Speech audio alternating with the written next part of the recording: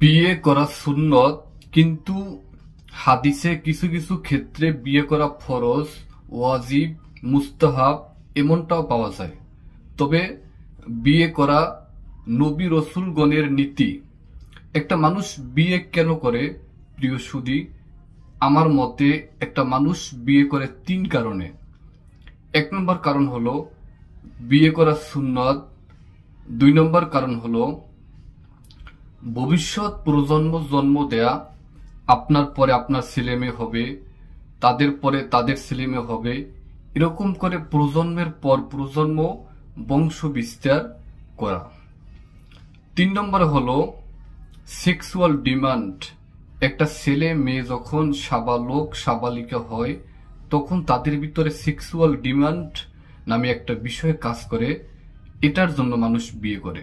একটা মানুষ 3টি কারণে বিয়ে করে প্রিয় সুধী।